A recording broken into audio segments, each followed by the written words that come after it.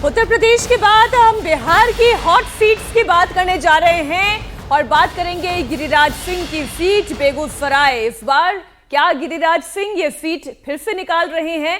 तो exit poll ये कहता है कि गिरिराज सिंह अपनी सीट से इस वक्त आगे चल रहे हैं। रविशंकर प्रसाद जो पटना साहिब से चुनाव लड़ रहे हैं, बीजेपी के उम्मीदवार हैं, वो भी अपनी सीट पर आगे दिखाई दे रहे हैं। शिवहर की बात कर लें, जहां से आनंद मोहन की पत्नी लवली आनंद जेडीयू की उम्मीदवार हैं। यहां पर भी माहौल इनके लिए बनता हुआ दिखाई दे रहा है। यहां पर भी लवली आनंद जीती हुई दिखाई दे रही हैं। वैशाली विजय उर्फ मुन्ना शुक्ला जो कि बीजेपी से खफा होकर, जेडीयू से खफा होकर आरजेडी के साथ चले गए। ऐसा कहा जाता है भाई भूमिहार वोटर जो है, राजपूत वोटर है, ब्राह्मण वोटर है, वो आरजेडी के साथ नहीं है। लेकिन मुन्ना शुक्ला कह रहे थे कि हम वहां थे तो वोट वहां था, अब हम यहाँ हैं सो वोट यहाँ पर होगा। और मुन्ना शुक्ला आगे चल रहे हैं। मुन्ना शुक्ला देखिए, इस इलाके में मैं बहुत अच्छे से मतदाताओं की राय समझ के आई थी। ये मुझे क्लोज फाइट वाली सीट लग रही थी, लेकिन आप मुन्ना शुक्ला को जीतता हुआ दिखा रहे हैं। नहीं, क्लोज फाइट वाली सीट जरूर है, क्योंकि जो आप एनडीए, जो बीजेपी और अलायंस है, उनका वोटों का जो आप मार्जिन देखेंगे, लगभग 55% के आसपास उनको वोट मिले थे पिछली लोकसभा चुनाव में, जो पूरा इन ब्लॉक है एनडीए का।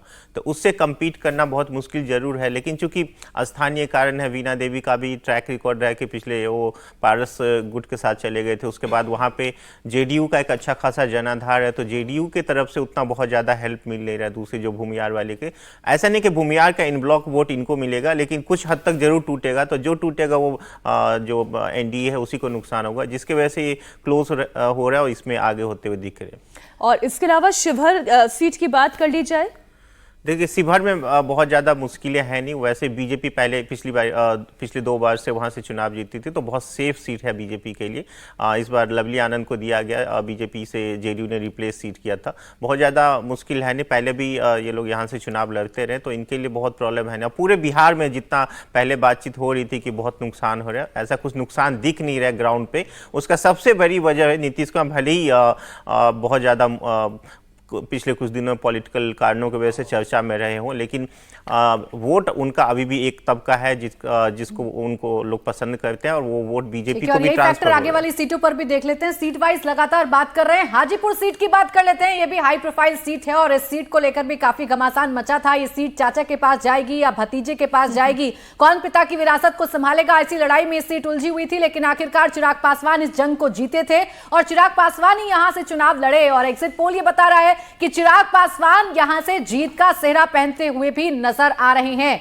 ऐसी एक सीट सिवान की जो कि मोहम्मद शहाबुद्दीन वाली सीट है, और यहां आप देखिए हिना शहाब जो कि निर्दलीय चुनाव लड़ रही हैं और मोहम्मद शहाबुद्दीन की पत्नी है, वो फिलहाल पीछे नजर आ रही है। सारण की सीट जो कि रोहिणी आचार्य की सीट है, लालू यादव की छोटी बेटी हैं, अपने पिता को लेकर काफी चर्चाओं में रहती हैं। उनके पिता पर जितने भी अटैक किए जाते हैं, बड़े तीखे अंदाज में उसका पलटवार रोहिणी आचार्य करती हैं। वो भी इस सीट पर पीछे नजर आ रही हैं। और राजीव प्रताप रूडी जो जीत की हैट्रिक लगाने के लिए सीट पर उतरे हैं, वो रोहिणी आचार्य को शिकस्त देते हुए नजर आ रहे हैं। ऐसी अगली सीट उजियारपुर की बात कर लेते हैं। नित्यानंद राय वाली ये सीट है, यहां भी बीजेपी जीत का परचम लहराती हुई नजर आ रही है। यानी इस सीट पर भी नित्यानंद राय को कोई भी परेशानी होती हुई नजर नहीं आ रही है। मैं सबसे पहले आपसे सिवान के बारे में जानना चाह रही हूं। अगर हिना खान पीछे हैं, वो तो चलिए निर्दलीय थी, यहां से आरजेडी और जेडीयू के बीच में जो टक्कर है, कौन फतेह कर रहा है, किसके खाते में जा रही है, एनडीए के खाते में या आरजेडी के खाते में? वो जेडीयू का कैंडिडेट है वहाँ पे, तो जेडीयू वहाँ से जीता, आरजेडी वहाँ से नहीं जीत पा रही। जो हिना साहब को जो वोट मिला वो आरजेडी के कोटे से ही वोट मिला, जिसकी वजह से मुस्लिम वहाँ पे अच्छा खासा डिवाइड हुआ। और जो आरजेडी का वोट बैंक वहाँ पे हो सकता था, यादव हो सकता है, यादवों में भी बीजेपी का वहाँ पे अपना वोट बैंक है। बीजेपी के सांसद वहाँ होते थे, ओम प्रकाश करके सांसद होते, उनका एक अच्छा खासा वोट बैंक था, वो पहले बीजेपी के साथ होते। बीजेपी ने अपना अच्छा इन ब्लॉक वहां पे बनाया हुआ था। हालांकि स्थानीय कारणों की वजह से बीजेपी ने वो सीट जेडीयू को दे दिया था, 2019 में दे दिया था। तो इस पे बहुत ज्यादा प्रॉब्लम है नहीं जेडीयू के लिए। कुछ बहुत प्रॉब्लम जरूर हो सकती थी यदि पोलराइजेशन होता एक के पक्ष में, लेकिन ऐसा दिख नहीं रहा है। तो इसलिए बहुत ज्यादा आचार्य के सामने क्या मुश्किल आई? वो तो बड़ा एग्रेसिवली कैंपेन कर रही थी, पूरा परिवार जुटा हुआ था अपनी बेटी को चुनाव जिताने के लिए।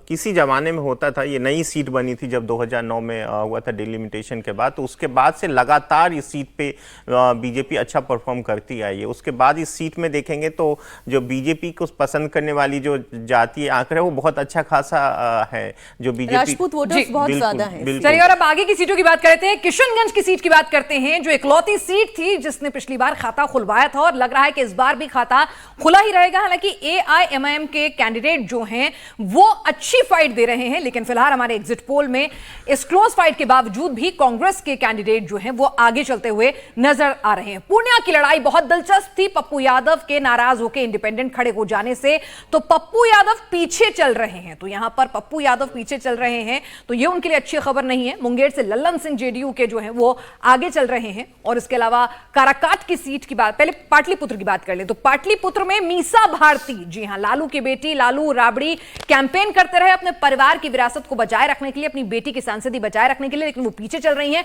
और काराकाट, यहां पर पवन सिंह निर्दलीय के खड़े हो जाने से कहा जा रहा था कि त्रिशंकु फाइट है यहां पर, भूमियार वर्सेस भूमियार के बाद राजपूत जो है, तो लेकिन कहा जा रहा है कि काराकाट से उपेंद्र कुशवाहा जो हैं वो आगे चल रहे हैं और यहां पर पवन सिंह कुछ खास नहीं कर पा रहे हैं। तो ये जो क्लोज फाइट की सीट्स हैं, आपको लगता है किसी भी तरफ जा सकती हैं, खासतौर से काराकाट, पूर्णिया, किशनगंज, जिसमें कुछ फेरबदल की गुंजाइश आपको लगती है?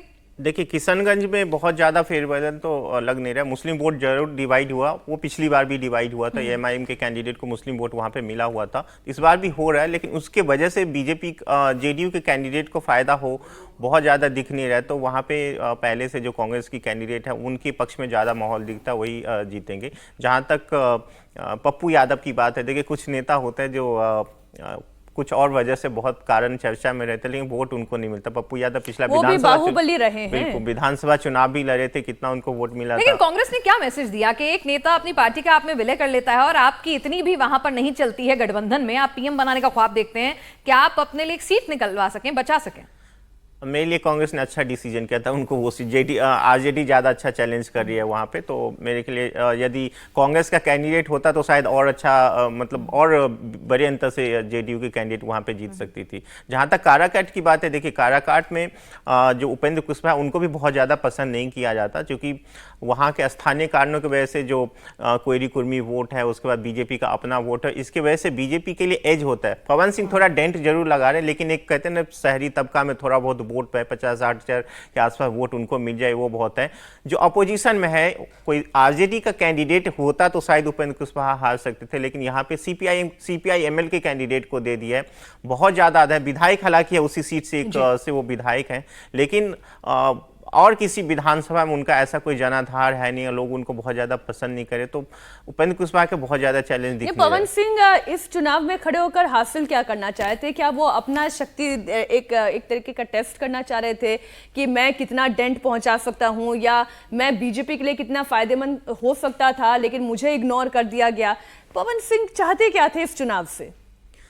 देखिए, मुझे जहाँ तक लगा पवन सिंह को देखता होगा अपने आसपास में जितने भी भोजपुरी स्टार है सब लगभग सांसद बन गए, तो उन्हें लग रहा मुझे भी सांसद बनना चाहिए। बीजेपी ने उनको मौका भी दिया था आसनसोल से, आसनसोल उनके लिए सेफ भी हो सकता था क्योंकि वहाँ पे बीजेपी की फिल्में भारी पड़ गई तो उनको ये था। फिर इसके बाद शायद दिल्ली में मीटिंग भी हुई थी, तो उन्होंने बोला होगा कि मुझे बिहार के किसी सीट से देने के लिए, लेकिन बिहार में बीजेपी के पास लिमिटेड कोटा है 17 सीटों का, वहाँ पे उनके पास खुद बड़े बड़े नेता हो, तो शायद वहाँ पे उनके लिए कोई बन नहीं रहा था। शायद इसकी वजह से एक था कि हम आपको कुछ सीटें नुकसान पहुंचा सकते, एक सीटें, तो इसीलिए वहाँ पे चुनाव, पहले शायद आरा में चुनाव लड़ने की उनकी चर्चा थी, लेकिन आरा में उनको बिहार की आपने बात की। अब देखिए बंगाल सबसे ज्यादा इंटरेस्टिंग होने जा रहा है, क्योंकि यहाँ ममता दीदी को बड़ा झटका लग रहा है, जैसा हमारा एग्जिट पोल बता रहा है, क्योंकि बीजेपी यहाँ पर सबसे बड़ी पार्टी बनकर उभर रही है। आइए सीट वाइज आपको बताना शुरू करते हैं कि कौन सी सीट पर किस पार्टी का उम्मीदवार भारी पड़ रहा है। सबसे पहले बात कूच बिहार की, जहां निशित प्रामाणिक भारतीय जनता पार्टी के उम्मीदवार हैं और यह सीट बीजेपी के खाते में जा रही है,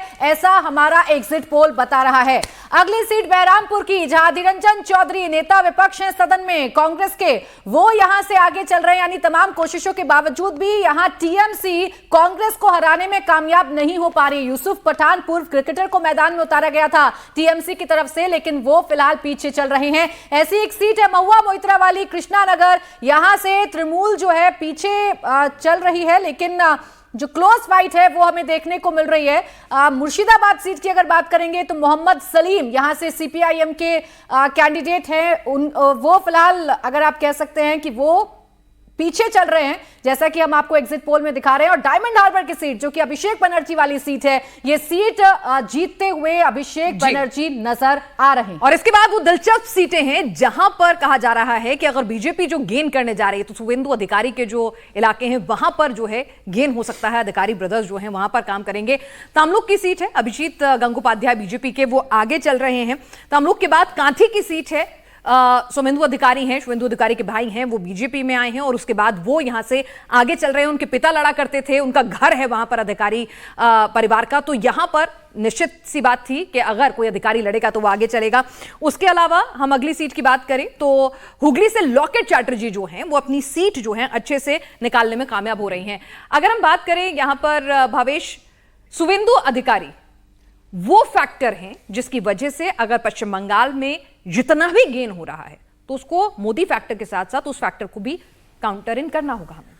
देखिए, जो 4-5 सीटें हैं, जैसे कांथी हो गया, तमलुक हो गया, उसके बाद खुद मेदिनीपुर भी हो गया, उन सब सीटों, ये हुगली और इन सब सीटों पे देखेंगे तो जो शुवेंदु अधिकारी, क्योंकि वो टीएमसी के लिए, टीएमसी को बनाने में, पूरे ऑर्गेनाइजेशन को बनाने में उनका बहुत बड़ा योगदान था। जो नंदीग्राम सिंगूर की लड़ाई हुई थी उसमें उनका बहुत बड़ा योगदान था कि उन्होंने उस इशू को बड़े प्लेटफॉर्म पे बड़े अच्छे से मैनेज किया, जिसकी वजह से टीएमसी सत्ता में आ पाई थी।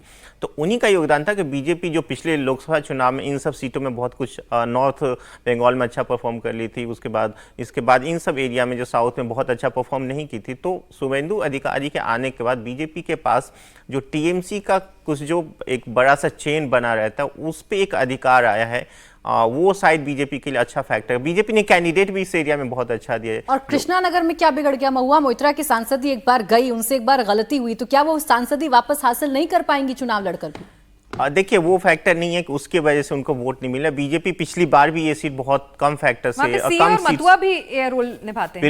बिल्कुल सही करें तो बहुत कम वोट से बीजेपी कृष्णानगर की सीट हारी थी। तो मथुआ जैसे सीए का अनाउंसमेंट हुआ, इंप्लीमेंटेशन हुआ, तो उन सारे 8-9 सीटें हैं जिसमें कृष्णानगर भी है, उस पर असर पड़ा, जिसकी वजह से बीजेपी ये सीटें एक सीट जिसका जिक्र अभी हुआ नहीं है, घाटल सीट। जब हम अधिकारी ब्रदर्स की ताकत की बात करते हैं, फैमिली की ताकत की बात करते हैं, तो क्या घाटल तक वो पहुंच रही है या नहीं?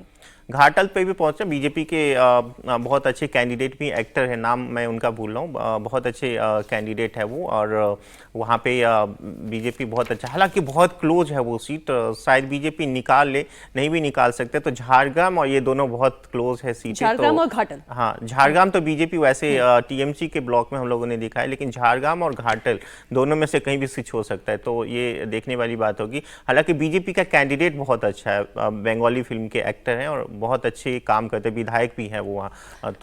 तो कुछ और सीटें पश्चिम बंगाल की, आसनसोल इनमें से एक सीट जो पिछली मर्तबा सिंगर रहे, वो बीजेपी के चिन्ह पर उन्होंने चुनाव भी लड़ा, हालांकि फिर उन्होंने पार्टी भी बदल ली, फिर यहाँ से शत्रुघ्न सिन्हा आए, आसनसोल से वो जीते, लेकिन इस बार ये सीट क्लोज फाइट की दिखाई दे रही है और शत्रुघ्न सिन्हा पीछे दिखाई दे रहे हैं। पीछे कारण क्या है वो हम पूछेंगे भावेश से। वर्धमान दुर्गापुर की बात कर ले, ये एक सुरक्षित सीट कही जा सकती है क्योंकि बीजेपी के कद्दावर नेता हैं दिलीप घोष, जिन्होंने बहुत लंबे वक्त तक पार्टी की कमान पश्चिम बंगाल में संभाल के रखी, वो आगे चलते हुए दिखाई दे रहे हैं। वर्धमान दुर्गापुर की बात कर ले, कीर्ति आजाद तृणमूल के टिकट पर यहां से चुनाव तो लड़े और बार बार सवाल भी उठाया गया कि भाई अपने नेताओं की क्या कमी रह गई थी कि बिहार से लाकर नेताओं को आपने यहां पर टिकट दिया, जिसमें कीर्ति आजाद हो गए, शत्रुघ्न सिन्हा हो गए, ऐसे एक और नाम यूसुफ पठान का भी अगर हम कांग्रेस पार्टी, ये टीएमसी ने जो मैदान में उतारा, ये सवाल उठे थे। लेकिन कीर्ति आजाद भी इस वक्त वर्धमान दुर्गापुर से पीछे दिखाई दे रहे हैं। कोलकाता दक्षिण की बात कर ले, देवाश्री चौधरी हैं,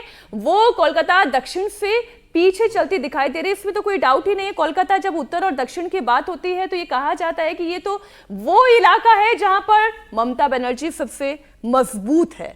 भावेश, बिल्कुल, इस पूरे रीजन में देखेंगे, कोलकाता रीजन में बीजेपी के लिए बहुत अच्छी संभावना है नहीं। एक सीटें थी दमदम और कोलकाता उत्तर, जहाँ पे लग रहा था कि बीजेपी अच्छा कर सकते। दमदम में तो पिछली बार बहुत कम वोटों से हारी थी, लेकिन बीजेपी ने कैंडिडेट देने में वहाँ पे मिस्टेक की थी। सीलभद्र दत्ता बहुत अच्छे कैंडिडेट बीजेपी के लिए नहीं रहे, जिसकी वजह से शायद उनके ऊपर यदि जो सौगत राय है उनके ऊपर यदि इनको पश्चिम बंगाल के अंदर का भी इनफाइट था, तृणमूल के अंदर भी एक इनफाइट थी। तृणमूल के अंदर इनफैक्ट है, लेकिन वहाँ पे आप वो सब बहुत बड़ा फैक्टर है नहीं। बहुत बड़ा फैक्टर जो बंगाल में उभर के आया वो यही कि जहाँ पे जो मजबूत है, जैसे नॉर्थ बंगाल में बीजेपी मजबूत है तो वो सारी सीटें लगभग जीत रहे, एक आध सीटों को छोड़ के। उसके बाद जहाँ पे शुभेंदु अधिकारी का अपना किला है वहाँ पे बीजेपी सारी सीटें जीत रही है। ममता जी का जो अपना किला है उसमें बहुत हद तक जो जहाँ पे है, जो कोलकाता के आसपास की सीटें हैं या जो मुस्लिम डोमिनेटेड एरिया है उसमें बीजेपी सेंध नहीं लगा पाई। लेकिन फिर भी यह ममता दीदी का ग्राफ घटा क्यों और बीजेपी का ग्राफ बढ़ा कैसे? किन फैक्टर्स ने सबसे ज्यादा काम किया है बंगाल में? दो तीन फैक्टर बहुत अहम है, आप देखेंगे। पहला तो जो सीए का इम्प्लीमेंटेशन हुआ उससे लगभग 8-9 सीटों पे डायरेक्ट असर हुआ, जिसमें आपका बर्धमान पूर्वा भी एक उस सीटें आती, उस पर भी असर, कृष्णानगर की सीटें आती है। बाकी सीटें बीजेपी पहले ही जीती हुई थी तो उस पर बहुत ज़्यादा जीत का अंतर बहुत बड़ा हो जाएगा, जैसे बनगांव जैसे सीटें हुआ। संदेश खाली का जो इशू हुआ उससे महिलाओं में बहुत रोष देखा जाए था। वो सीटें जो जहाँ पे संदेश खाली आती है बसीरहाट तो मुस्लिम डोमिनेंस तो वो सीटें बीजेपी नहीं जीत सकते, लेकिन बाकी सीटों पे इसका असर जरूर है। और एक आरामबाग की सीट है, शायद मैं नाम सही ले रही हूँ, 1000 कुछ वोटों से, शायद बहुत क्लोज फाइट थी, तो वहां कुछ होप है? आरामबाग जीत रही है बीजेपी जीत रही है। देखिए पूरे बंगाल में लगभग 22 ऐसी सीटें थी 2019 के रिजल्ट को यदि देखें तो जीतों का अंतर बहुत कम था, 1 लाख से नीचे था सबका। तो उन्हीं सीटों में बीजेपी अपने लिए चांसेस देख रही था। बहुत दिनों से बीजेपी ने सीट बाय सीट उसको मेहनत धीरे धीरे उसको अपने मिनिस्टर को लगा के रखा था। उसी का ये परिणाम ये भी एक है। दमदम पे भी उन्होंने लगाया हुआ था ज्योतिराज सिंधिया को, लेकिन एक कुछ मिस्टेक हुई है शायद कैंडिडेट देने में। लेकिन फिर भी दीदी को यहाँ पर झटका तो लग रहा है। पिछली बार 18 सीटें बीजेपी ने जीती थी और एग्जिट पोल हमारा ये बता रहा है कि इस बार ममता दीदी उतनी सीटें ला सकती है और बीजेपी सबसे बड़ी पार्टी बन सकती है। आइए हरियाणा की बात कर लेते हैं, जहां ये समझा जा रहा था कि बीजेपी को यहां नुकसान उठाना पड़ सकता है। वजह किसान आंदोलन भी था, अग्निवीर योजना भी थी। एक एक सीट आपके सामने रखते हैं और बात कर लेते हैं सबसे पहले करनाल की, जहां से पूर्व सीएम मनोहर लाल खट्टर चुनावी मैदान में है और करनाल की ये सीट बीजेपी के खाते में ही जा रही है, यानी कि करनाल से मनोहर लाल खट्टर चुनाव जीत रहे हैं, ऐसा हमारा एग्जिट पोल बता रहा है, ऐसा अनुमान है। सिरसा की बात कर लेते हैं। इस सीट पर क्लोज फाइट पिछली बार भी देखने को मिली थी और इस बार फिर कांग्रेस जो है बाजी मार रही है। कुमारी शैलजा यहां से चुनाव जीत रही हैं। हालांकि ये सीट पिछली बार कांग्रेस ने गंवाई थी, लेकिन कुमारी शैलजा इस सीट को वापस हासिल कर पा रही हैं। ऐसी एक सीट रोहतक की है, जहां कांग्रेस के दीपेंद्र सिंह हुड्डा चुनावी मैदान में हैं और वही इस सीट को जीतते हुए भी नजर आ रहे हैं। एक सीट कुरुक्षेत्र की भी नवीन जिंदल बीजेपी के उम्मीदवार वो इस सीट से आगे चल रहे हैं। हालांकि सारी सीटें जो करनाल वाली सीट है, मनोहर लाल खट्टर साहब खुद इतने कॉन्फिडेंट थे हम तो जीतेंगे, बाकी सीटें भी जीत कर लाएंगे, लेकिन यहाँ पे लॉस दिखाई दे रहा है हरियाणा में और वो बड़ी क्लियरली दिखाई दे रहा है। हुड्डा साहब ने बहुत शानदार तरीके से चुनाव लड़ा है।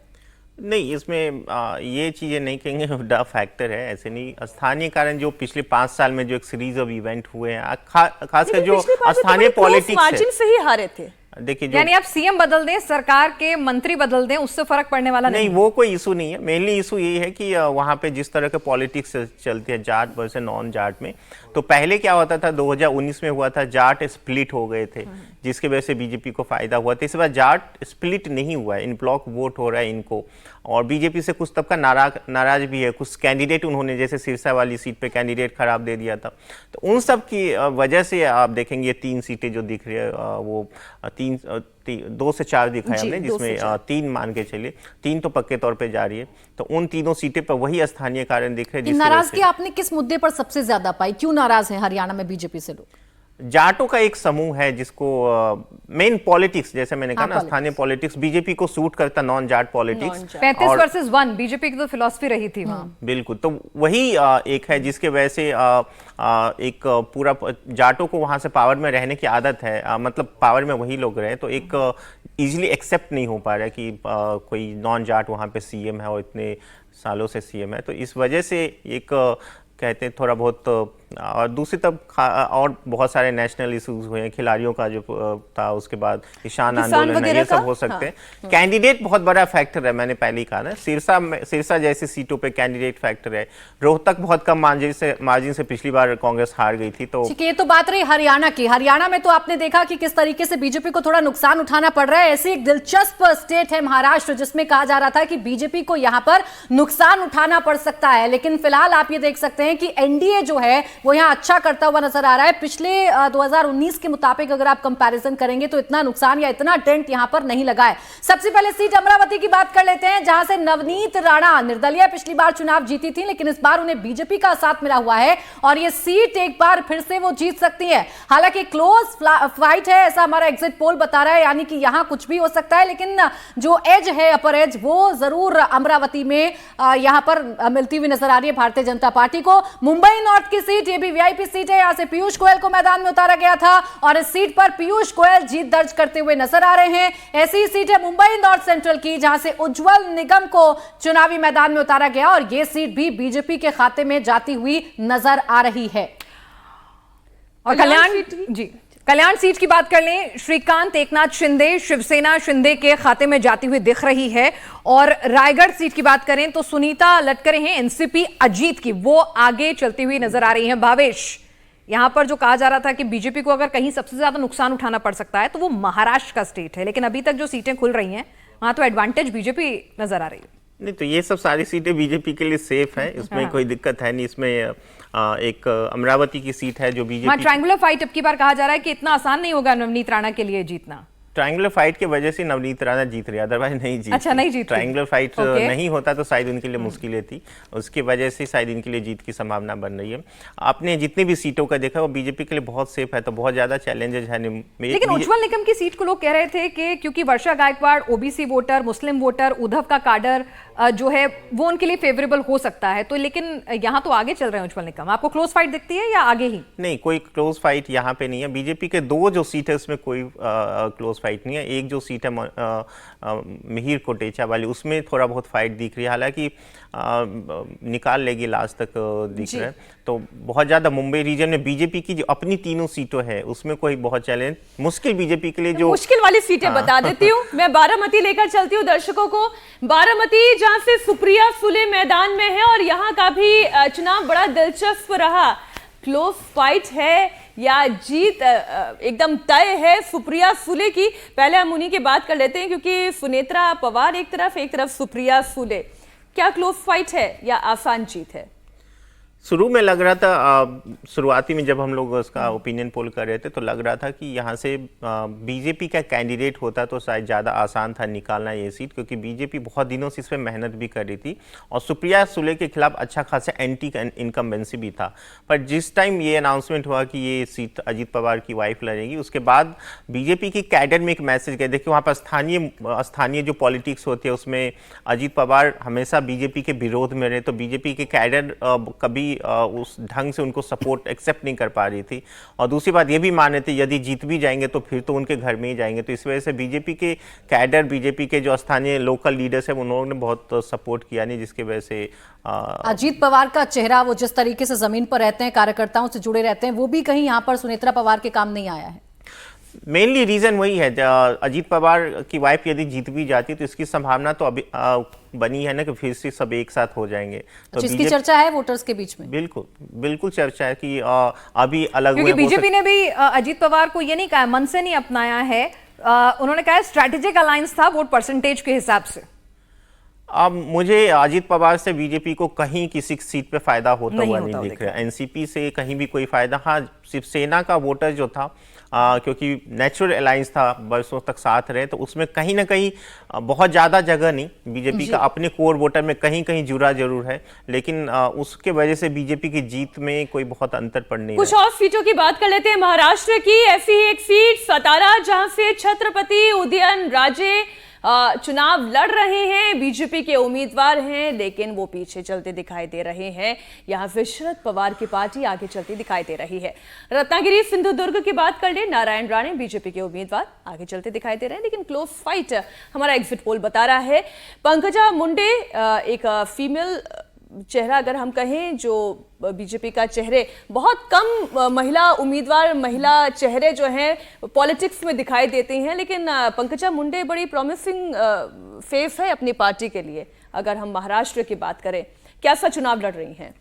देखिए, ये बहुत मुश्किल सीट है बीजेपी के लिए। जो मराठा आंदोलन था ये इसका एपिक सेंटर था, यहीं पे सबसे ज़्यादा हुआ था, तो बहुत मुश्किल थी। बट चूंकि एनसीपी में जब डिवीजन हुआ तो वहाँ पे एनसीपी के जो लीडर हैं, जो अब इनके साथ आ गए, धनंजय मुंडे, इनके चचे कजन ब्रदर हैं, उनका इनको अच्छा खासा साथ मिला, जिसकी वजह से एनसीपी के वोट में बहुत ज़्यादा कंसोलिडेशन उन विरोधी पक्ष में हुआ नहीं। और बीजेपी का अपना आधार है इन सब सीटों पे। आप देखेंगे जो बीजेपी का अपना फॉर्मूला माधव फैक्टर है, इन सब सीटों पे बहुत हराना बहुत मुश्किल है। जो बीजेपी का ओबीसी वोट कंसोलिडेट होता है उसमें बीट इसके आसपास की जितनी भी सीटें हैं, जिसमें जालना भी है जो भी एक एपिक सेंटर था। सीट जो इसमें महाराष्ट्र की नहीं ली गई है, औरंगाबाद को लेकर मेरी बड़ी दिलचस्पी थी, संभाजी नगर, वहां कौन जीत रहा है?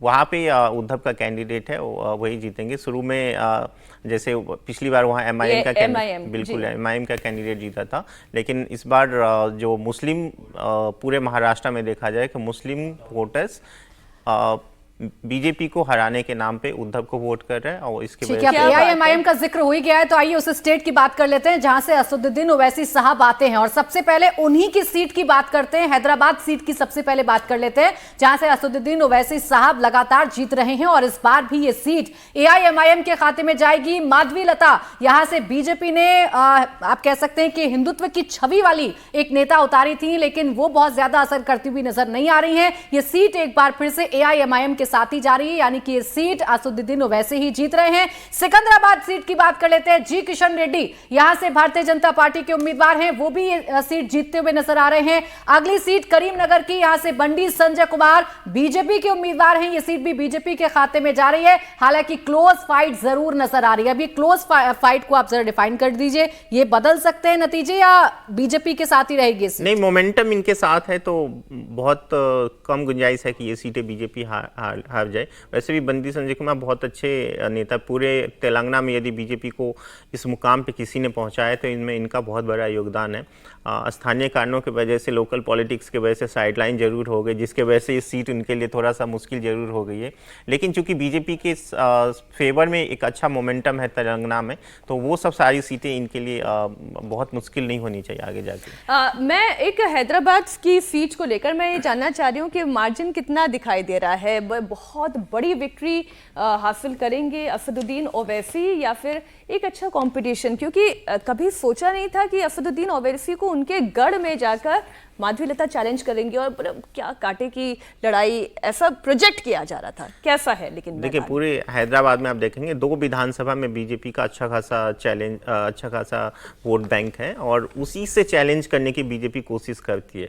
अब उस विधानसभा के अगेंस्ट में आप देखेंगे तो लगभग 50% से ज्यादा मुस्लिम वोटर्स है, तो उसको पार करना बीजेपी, ये परसेप्शन के लिए बहुत जरूरी था कि ओवैसी को भी कोई चैलेंज कर सकता है, क्योंकि ग्राउंड पर जो कास्ट इक्वेशन है वो बीजेपी भी बहुत अच्छे से जानती थी कि उनके फेवर में कहीं से भी नहीं जा सकते हैं। अगर मुस्लिम उनके पास आते भी हैं, जिसकी संभावना ना के बराबर थी, फिर भी नहीं जा सकते हैं। लेकिन यहाँ पूरे बैटल को आप यदि देखेंगे, जो हैदराबाद का जो बैटल हुआ उसमें 2 चीजें बहुत हुआ जो पूरे तेलंगाना के पॉलिटिक्स को यदि आप देखेंगे, जैसे एमआईएम को जो ओवैसी को कांग्रेस का सपोर्ट लेना पड़ा, कांग्रेस के साथ एक मंच पे साझा करना पड़ा, तो एक मैसेज गया जो अदर पार्ट्स ऑफ तेलंगाना में, एक मैसेज गया कि ओवैसी कांग्रेस सब साथ है, जिसका बीजेपी को फायदा मिला। और इसलिए देखेंगे पूरे तेलंगाना में बीजेपी अच्छा, बेचारे ओवैसी समझ नहीं पाते हैं कि वो किसकी बी टीम है।